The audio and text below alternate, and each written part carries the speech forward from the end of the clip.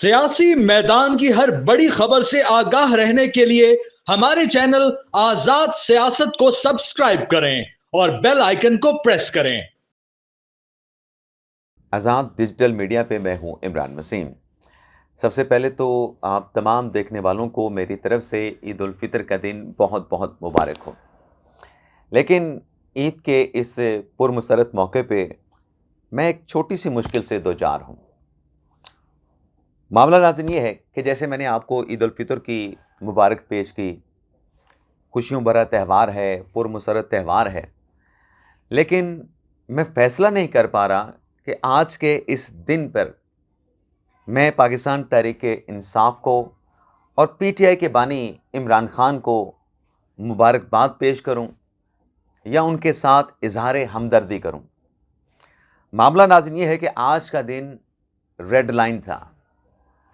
Red line कह लें चाहे डेड लाइन कह लें, आज वो लाइन, चलें रेड लाइन कह लेते हैं, आज वो रेड लाइन क्रॉस होने जा रही है। और आज के दिन के बाद पाकिस्तान तहरीक-ए-इंसाफ के लिए मुश्किलात ही मुश्किलात हैं। चाहे पीटीआई की इंटरनल बात कर लें, चाहे पीटीआई के एक्सटर्नल महाज की बात कर लें, हर महाज पर पाकिस्तान तहरीक-ए-इंसाफ के लिए कड़ा वक्त शुरू होने जा रहा है। इमरान खान के लिए भी कड़ा वक्त शुरू होने जा रहा है। आर्मी चीफ के प्रपोज़ल को एक्सेप्ट कर लिया गया है। आर्मी चीफ के प्रपोज़ल पर अमल दरामद का आगाज़ होने जा रहा है। तारीख भी सामने आ चुकी है। अब पीटीआई को और इमरान खान साहब को किन महाज़ों पर किन मुश्किलात का सामना करना पड़ेगा और ईद उल फितर के दिन का इन मुश्किलात के साथ क्या ताल्लुक़ है, तो मामला नाज़रीन ये है कि अगर इंटरनल चैलेंजेस की बात करें तो पाकिस्तान तहरीक-ए-इंसाफ के हवाले से शेर अफजल मरवत साहब, जिन्हें पार्टी से निकाल दिया गया, उन्होंने एक बड़ा दावा किया, एक बड़ी पेशगोई की कि ईद उल फितर के बाद पाकिस्तान तहरीक-ए-इंसाफ में फॉरवर्ड ब्लॉक बनने जा रहा है।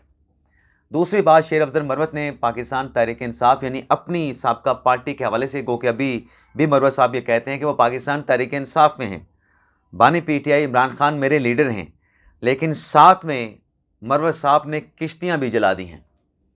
मरवत साहब ने एक तो फॉरवर्ड ब्लॉक की बात की। अब फॉरवर्ड ब्लॉक के हवाले से नाज़रीन हमें जो ज़राए बताते हैं वो कहते हैं कि ये एग्जिस्ट करता है पाकिस्तान तहरीक-ए-इंसाफ में, लेकिन बवक़्ते ज़रूरत इस फॉरवर्ड ब्लॉक को जो है वो सामने लाया जाएगा। फ़िलहाल ऐसे हालात नहीं, लेकिन अगर हालात बने तो फॉरवर्ड ब्लॉक जो है वो नज़र आएगा खैबर पख्तूनख्वा के महाज पे और पंजाब के महाज पर भी।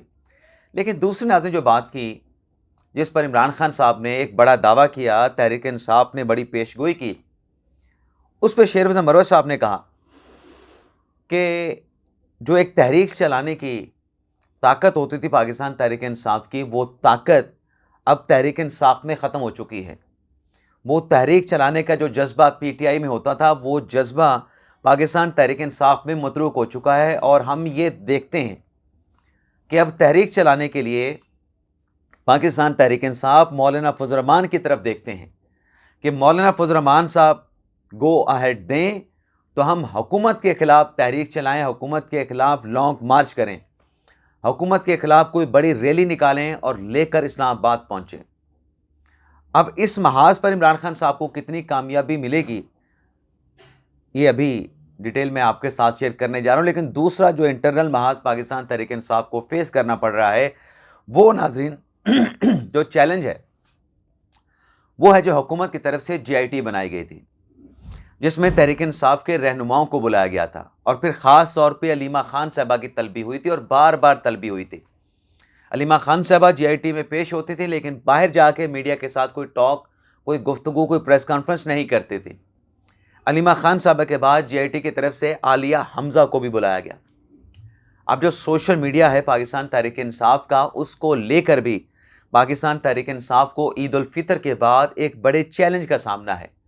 क्यों चैलेंज का सामना है? क्योंकि दूसरे महाज पर जो एक्सटर्नल महाज है, वहाँ पर पीटीआई के लिए कोई अच्छी खबरें नहीं आ रही।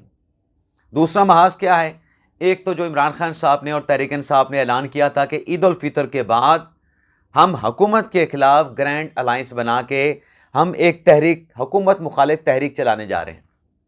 अब इंटरनल महाज पे जिन मुश्किलात का सामना है कि फॉरवर्ड ब्लॉक बन सकता है, ये कड़ा वक्त है, इसके साथ तहरीक इंसाफ ने निपटना है।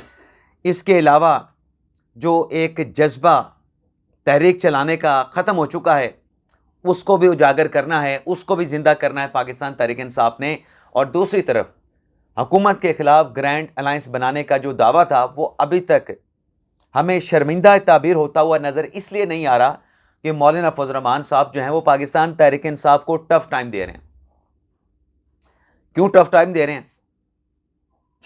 मौलाना फजल रहमान साहब के कुछ तहफ़्फ़ुज़ात हैं, वो तहफ़्फ़ुज़ात एड्रेस नहीं हुए, बल्कि वो तहफ़्फ़ुज़ात एड्रेस होने की बात तो दूर, अभी वो बातचीत चल ही रही है कि अली अमीन गंडापुर साहब जो हैं खैबर पख्तूनख्वा के वज़ीर आला, उनकी तरफ से कोई ना कोई स्टेटमेंट जो है वो सामने आ जाता है।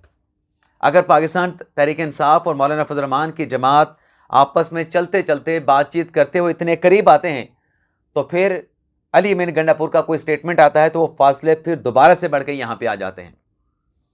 तो मौलाना साहब अभी तक तैयार नहीं हुए हुकूमत के साथ सड़कें गर्म करने के लिए, हुकूमत के ख़िलाफ़ जो है वो ग्रैंड अलायंस का हिस्सा बनने के लिए, हुकूमत के ख़िलाफ़ या हुकूमत मुखालिफ तहरीक चलाने के लिए पीटीआई के कंटेनर पे चढ़ने का मौलाना फजल रहमान साहब ने सामना नहीं किया, फ़ैसला नहीं किया। तो ये भी एक चैलेंज है पाकिस्तान तहरीक इंसाफ का। लेकिन इससे बड़ा जो एक्सटर्नल चैलेंज है, जो एक फ़ेक न्यूज़ का दौर दारा होता है, जिसमें आपको कहीं ना कहीं पाकिस्तान तहरीक इंसाफ नज़र आती है, पाकिस्तान तहरीक इंसाफ ऑफिशियल नज़र आए ना आए, लेकिन पाकिस्तान तहरीक इंसाफ की सोच नज़र आती है। क्योंकि जब फेक न्यूज़ चलती हैं, सोशल मीडिया पे वायरल होती हैं, तो पीटीआई के जो चाहने वाले हैं, पीटीआई के जो वोटर सपोर्टर हैं, सोशल मीडिया के जो जंगजू हैं, वो उस कैंपेन को हवा दे रहे होते हैं, उस कैंपेन को लेके चल रहे होते हैं। अब नाजरीन, जाफर एक्सप्रेस का जो वाक़या पेश आया, उस पर पाकिस्तान तहरीक इंसाफ के जंगजुओं ने क्या रवैया अख्तियार किया। कौमी सलामती कमेटी का इजलास बुलाया गया, आर्मी चीफ शरीक हुए, दीगर जो ऑफिशियल थे, आला कौमी सलामती इदारों के जो सरबराहान थे, जैसे DG हैं, DG हैं मिलिट्री ऑपरेशन, DG ISPR हैं, तमाम मुतल्लिका लोग जो है वो शरीक हुए। ब्रीफिंग दी गई और इस ब्रीफिंग में क्या फ़ैसला किया गया, प्रपोजल ये आया था आर्मी चीफ की तरफ से कि जो कवानीन है, जो हार्ड रियासत बनानी है, नरम रियासत में जो आइन और कानून की वायलेशन की जाती है, हार्ड रियासत की तरफ जाना है तो फिर कवानीन को सख्त करना पड़ेगा, इदारों को अख्तियारात देने पड़ेंगे। तो इसी सिलसिले में नाज़रीन जो प्रपोज़ल आया था आर्मी चीफ की तरफ से, सैयद आसिम मुनीर शाह साहब की तरफ से, कानून को सख्त बनाने के हवाले से, तो एक्शन ये हुआ है इस प्रपोज़ल पे कि कौमी असम्बली का इजलास ईद उल फितर के बाद 7 अप्रैल को तलब कर लिया गया है। अब 7 अप्रैल को कौमी असम्बली का इजलास है, साथ में सेनेट का इजलास भी बुलाया जाएगा। तो इम्कान ये है कि इस इजलास में जो कवानीन हैं अस्करियत पसंदी के ख़ात्मे के हवाले से, दहशतगर्दी के ख़ात्मे के हवाले से, उन कवानीन को मज़ीद सख्त बनाया जाएगा। उन कवानीन को सख्त क्या बनाना है नाज़रीन, चलें हम आपको बता देते हैं एक मिसाल के तौर पे कि अभी जो जाफर एक्सप्रेस के बाद जो दहशतगर्दों की लाशें कोयटा के सिविल हॉस्पिटल में रखी गईं, उन लाशों का DNA होना था, लेकिन उन लाशों का DNA होने से पहले ही वहाँ पे धावा बोल दिया गया एक हजूम की तरफ से।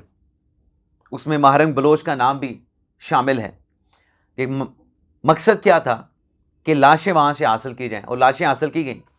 क्या किसी महज़्ज़ब मुआशरे में ऐसा होता है कि दहशतगर्द जो मारे जा चुके हों उनसे मुतल्लिक अगर कुछ इन्वेस्टिगेट करना है आपने, लेकिन आए एक हजूम आए और वो लाशें उठा के ले जाए और कानूनी जो प्रोसीजर है उसको फॉलो ना करने दिया जाए? तो 7 अप्रैल से कौमी असम्बली का पार्लियामेंट का इजलास बुला लिया गया है। कहा तो ये जा रहा है कि मामूल का एजेंडा इसमें डिस्कस होगा, लेकिन आज़मी ऐसा नहीं। मुल्क में जो दहशतगर्दी का अफरियत है, इसके ख़ात्मे के हवाले से, इससे निजात हासिल करने के हवाले से, इसके तदारुक के हवाले से डिस्कस किया जाएगा। और कवानीन पेश करके जो है, यानी आप यूँ कह सकते हैं कि ईद उल फितर के बाद पार्लियामेंट के इजलास का जो एजेंडा होगा वो एजेंडा नहीं, दरअसल वो एक डंडा होगा जो इस किस्म के एलिमेंट्स जो कि मुल्क में अस्करियत पसंदी, दहशतगर्दी, फेक न्यूज़, मायूसी और नफ़रत फैलाते हैं, उनके खिलाफ डंडे को एम्पावर करने का, मजबूत करने का जो है वो सिलसिला शुरू होने जा रहा है। यानी पार्लियामेंट के इजलास में अगर दहशतगर्दी या इस किस्म के मामलात पर कवानीन को मजबूत बनाया जाता है तो फिर उसके बाद फिर डंडा चलेगा। और बताने वाले ये बताते हैं, ज़राए का ये दावा है कि अगले आने वाले जो 2 से 3 माह हैं उसमें सख्ती बढ़ेगी, बल्कि सख्तियाँ बढ़ेंगी। इजाज़त चाहते हैं नाज़रीन, अल्लाह हाफ़िज़।